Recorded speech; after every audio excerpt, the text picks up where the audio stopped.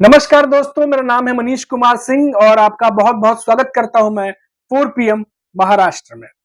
दोस्तों, महाराष्ट्र के deputy CM Ajit Pawar उन्होंने कहा है कि उन पर जो आरोप लग रहे हैं, जो दावे किए जा रहे हैं उनको लेकर के, अगर वो आरोप और दावे सही निकले तो वो महाराष्ट्र की राजनीति छोड़ देंगे। और अगर ये आरोप और दावे गलत निकले तो जो नेता इन पर ये आरोप लगा रहे हैं उन्हें राजनीति छोड़ देनी चाहिए। अब ये दावे और आरोप क्या है, चलिए इस पर हम बात करते हैं। आखिर अजीत पवार को ऐसा क्यों कहना पड़ा और क्या है वो आरोप जो विपक्ष के दल जो नेता हैं वो अजीत पवार पे लगा रहे हैं। महाराष्ट्र में विधानसभा चुनाव से पहले सियासी गहमा-गहमी जो है वो बढ़ती जा रही है। राज्य के डिप्टी सीएम और एनसीपी प्रमुख अजीत पवार ने पहचान बदलकर दिल्ली जाने के आरोपों का खंडन किया है और उन्होंने ये दावा करते हुए कहा कि केंद्रीय गृह मंत्री अमित शाह से मिलने के लिए भेष बदलकर नई दिल्ली जाने की खबरें सच हुई तो वो राजनीति छोड़ देंगे। ये बड़ी बात जो है, बड़ा बयान उनकी तरफ से जो है वो आया है। उसके अलावा अगर मैं बात करूं तो अजीत पवार ने आगे कहा कि अगर ये खबरें गलत निकली तो जिन लोगों ने उन पर ये आरोप लगाए हैं उन्हें राजनीति छोड़ देनी चाहिए। उन्होंने विपक्षी दलों के नेताओं को चुनौती देते हुए कहा कि उन्हें बदनाम करने की कोशिश की जा रही है। आपको बता दें कि कुछ मीडिया रिपोर्ट्स में कुछ प्रकाशित हुई थी, कुछ रिपोर्ट जिनमें अनौपचारिक बातचीत के दौरान अजीत पवार ने खुद कहा था कि उन्होंने दोनों दलों के बीच गठबंधन पर जो है वो अमित शाह से कुछ उनकी बैठकें हुई थी और उस बातचीत के दौरान उन्होंने कथित तौर पे कहा था कि मैं बैठकों में भाग लेने के लिए हवाई यात्रा के दौरान दिल्ली जाते समय मास्क और टोपी पहना करता था। उनके इन बयानों के बाद इन पर अजित पवार पे प्रहार हुए और शिवसेना यूपीटी पक्ष की तरफ से और शरद पवार की जो पार्टी है एनसीपी, उनकी तरफ से सुप्रिया सुले ने भी जो है वो निशाना साधा। हालांकि मीडिया से बातचीत करते हुए अजित पवार ने कहा कि वो कुछ भी छिपाकर राजनीति नहीं करते हैं और मैं लोकतंत्र में एक कार्यकर्ता की तरह काम करता हूं, मुझे कुछ भी छिपाकर राजनीति करने की आदत नहीं है। हालांकि विरोधियों ने हमें फर्जी कहानियों और झूठी खबरों से बदनाम किया है। ये तमाम बातें जो है वो अजीत पवार कह रहे हैं और डिप्टी सीएम अजीत पवार ने आरोप लगाते हुए कहा कि इनके विरोधी इस तरह के कदम उठा रहे हैं क्योंकि वो सरकार के जो लागू की जा रही अच्छी योजनाएं हैं उनके कारण निराश हो चुके हैं। भेष बदलकर मेरे दिल्ली जाने की खबर झूठ है। अगर मुझे कहीं जाना है तो मैं खुलकर जाऊंगा, मुझे किसी से डरने की कोई जरूरत नहीं है। इन खबरों का कोई आधार या सबूत नहीं है, मुझे बदनाम करने की कोशिश हो रही है।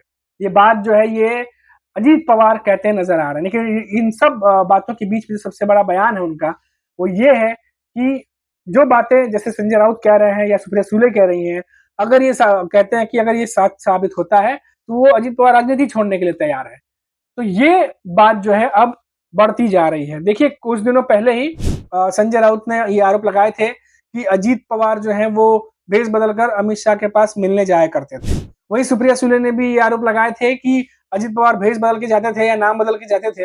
अगर जाते थे तो फिर वो एयरलाइंस किस तरीके से उनको अलाउ करती थी, उन एयरलाइंस की जो जहां से जिससे ट्रैवल करते थे उनकी भी जांच होनी चाहिए।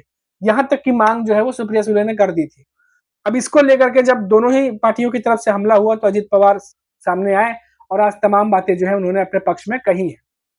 अब देखिए, अजीत पवार जो है उन पर लगातार जो है वो क्यों सबसे ज्यादा जो है वो हमले हो रहे हैं, क्योंकि आप देखिए अजीत पवार के लिए ये राह इतनी मुश्किल बनी हुई है इन दिनों और अजीत पवार अब ये कोशिश कर रहे हैं कि जो मानसून सत्र में उन्होंने बजट पेश किया था उस बजट की बदौलत महाराष्ट्र की जनता में अपने चुनावी कैंपेन को वो लेकर के जाएं और इस चुनावी कैंपेन के बदौलत जो उनका जो जिस तरीके से उनकी पार्टी को लोकसभा चुनाव में हार का मुंह देखना पड़ा वो दोबारा विधानसभा चुनाव में ना देखने को मिले।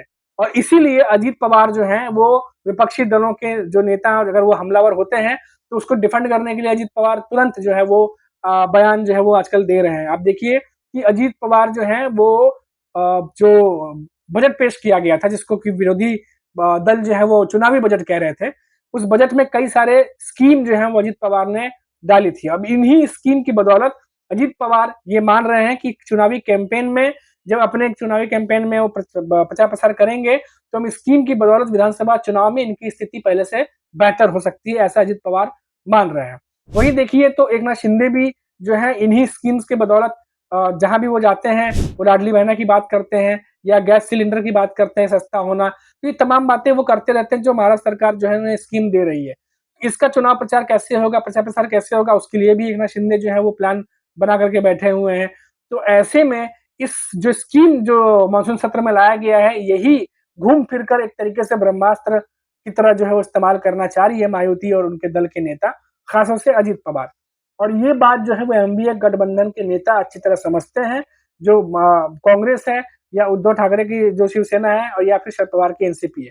इसीलिए वो इस बात को जानते हैं, इसीलिए वो महाराष्ट्र के तमाम मुद्दे को लेकर के जो है वो महायुति को घेरने में लगे हुए हैं। और जो चुनावी बजट है, जो चुनावी बजट जो कह रहे हैं वो महाराष्ट्र के बजट को, वो लगातार जो है वो एक तरीके से जो है वो निशाना साधने का काम कर रहे हैं।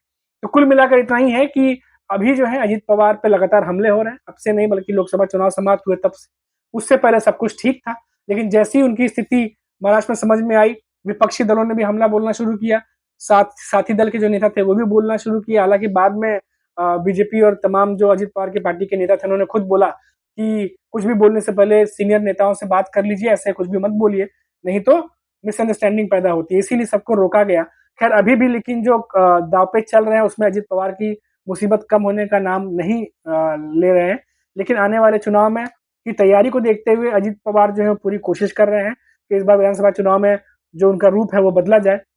लेकिन एमवीए गठबंधन जो है वो पानी फेरने के लिए लगातार तैयार बैठा हुआ है। अभी के लिए फिलहाल इतना ही, और आप देखते रहिए 4 PM महाराष्ट्र, और मुझे दीजिए इजाजत।